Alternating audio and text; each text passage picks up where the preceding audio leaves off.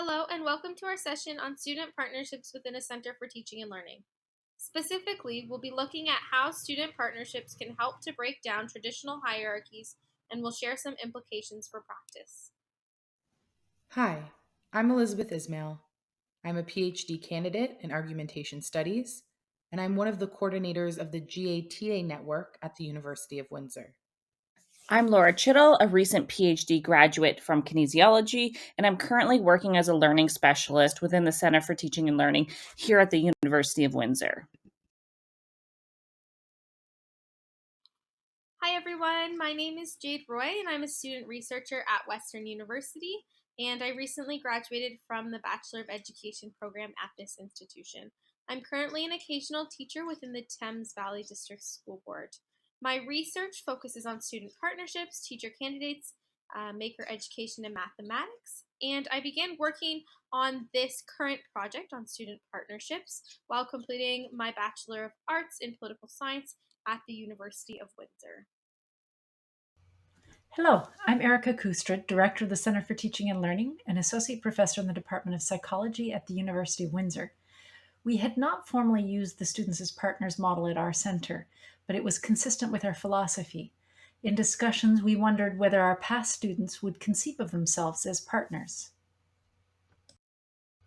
What are student partnerships? According to Cook-Sather, student partnerships are a collaborative, reciprocal process through which all participants have the opportunity to contribute equally, although not necessarily in the same ways, to curricular or pedagogical conceptualization, decision-making, implementation, investigation, or analysis.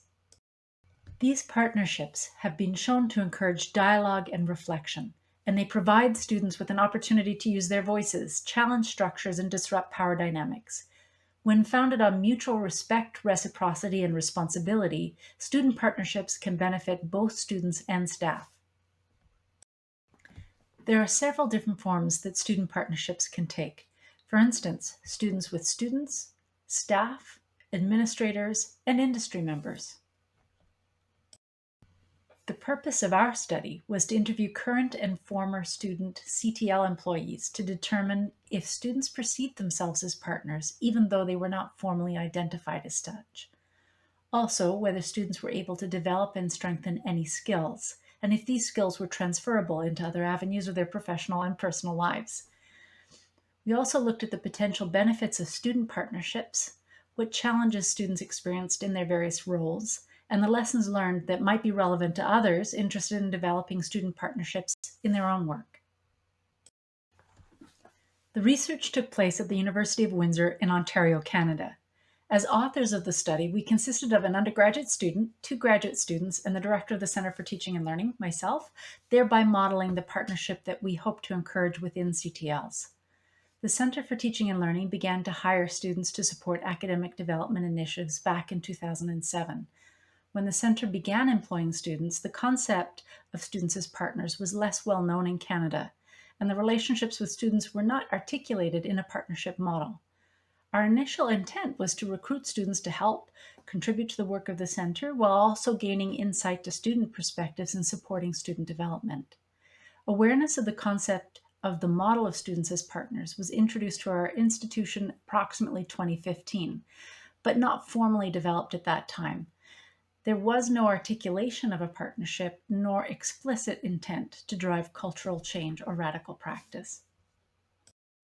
We had 12 participants who were current and previous student employees at the Center for Teaching and Learning, representing a wide range of disciplinary backgrounds. 9 were graduate students, 3 were undergraduates, 10 were female, 2 were male. 3 participants were members of the research team. The research team conducted semi-structured interviews, which were transcribed. An open axial selective coding was used to create themes. To minimize dual roles, as the director of the center, I did not lead any interviews and assisted only with the coding process once identifiers were removed. We are now going to discuss the findings of our study. Part of the goal for this study was to better understand whether students perceive their roles as student partners within a CTL, even though it was not initially framed as an SAP dynamic. Results showed that 8 out of 12 participants perceived themselves as partners within the CTL.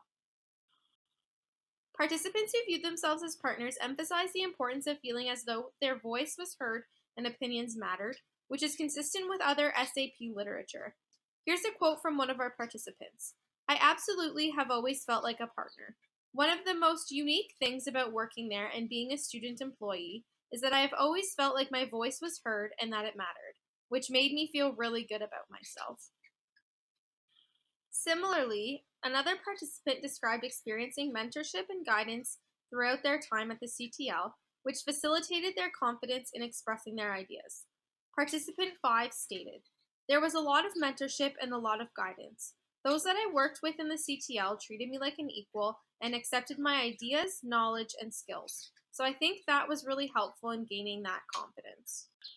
And there were 2 out of 12 participants that were unsure if they would consider themselves as partners. Still, there were 2 out of 12 participants that did not conceptualize themselves as partners. While some of the students may not have conceived themselves as partners, they still believed their role was valued. I didn't see myself as a partner when I was working in the center, but I never felt as though my work was not valued. So, what did students do? Often, student employees described having multiple responsibilities where they provided significant support to center staff and felt they had enhanced the teaching and learning culture on campus. Some of the roles and responsibilities of students included leading research projects, event support and project management, coordinating teaching assistant training, supporting the institution's learning management system, and engaging in academic development tasks. Participants reported several benefits associated with their employment at the CTL. Participants identified a range of transferable skills that they were able to develop while working at the CTL. Many participants indicated the transferability of these skills into other avenues of their professional lives. Generally, the skills participants identified fell into 4 overarching themes. These included professionalism, communication and collaboration, leadership, and research. One participant described that these skills are transferable, even in my job now. I implemented all of those non technical skills like communication and working in agile methodology and working in a team. Furthermore, an important advancement was developing interpersonal skills through networking. One participant reported that another big thing that I gained was developing a whole new network of people and educators. I think being able to work at the CTL has really allowed me to kind of expand my network a lot more and a lot further. It actually led me to my institution, which is where I work now. Now I have a network not only in Ontario, but across Canada, and I feel like it's really helped my career. Through their roles and responsibilities in the CTL, participants had the opportunity to interact with other students and our staff, which allowed them to refine their communication and collaboration skills. In particular, one participant explained, I think teamwork and collaboration was one of the things that I enhanced at the CTL. I come from a different country, and the professionalism and teamwork is different over there than over here. This was a really good opportunity for me to communicate with different kinds of people, to have diversity, and work ethically and professionally. Participants identified developing a range of leadership skills in their center work. In considering their involvement with the CTL, one participant explained that one of the biggest skills I think I really have enhanced is my leadership and mentor skills. Creating resources, helping to facilitate events, leadership, and event coordination are extremely important skills, and my ability to coordinate such large events were hugely enhanced. Multiple participants were involved in research projects, which exposed them to the research process and allowed them to gain a range of related skills. For example, one participant explained, it was really helpful to be able to really work on my qualitative analysis skills, which I didn't really get a lot of opportunities to do in my education or other work. There were also various benefits to the Center for Teaching and Learning. These included being able to create partnerships that give a voice to students working in centers. Students also contributed in their roles and tasks and helped to ensure projects were kept on time. Also, these dynamics helped to enhance the teaching and learning culture on campus. While participants noted experiencing a number of benefits, They also experienced challenges, such as communication and time management issues, limited background knowledge, and a longing for more opportunities for collaboration and interaction with other full time staff members, faculty members, and students to really understand their roles. With that in mind, students also suggested changes that would enhance an SAP experience. Some students asked for more background knowledge and context through a more extensive orientation when commencing their employment to learn more about what a CTL does. One participant expressed wanting more hours to work with the CTL and specifically to get more involved in projects and events. So, what are some implications that we can take away from this? And we anticipate that these takeaways will be helpful for others that are interested in the SAP model within a CTL. And keep in mind that while we have these implications numbered, they're not really listed in any specific order of importance, but the order is relevant to how they might be considered within a program.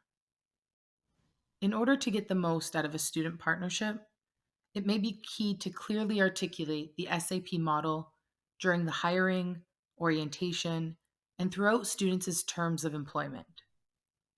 This can help to lessen the hierarchy and support students recognizing themselves as active agents in changing and improving the culture of teaching and learning. Developing and implementing a formal student staff facilitated orientation can help to familiarize students with the purpose of a CTL and to meet other students and staff members. Centers could also consider working with students at the beginning of their employment to co create clear expectations and have students identify their goals.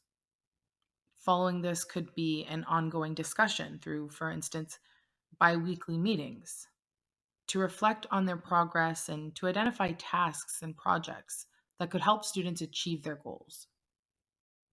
Another goal could be to connect students with additional opportunities related to professionalism, communication, collaboration, and research. Centers could consider providing an informal and collaborative space for students to interact and network with other CTL students and staff.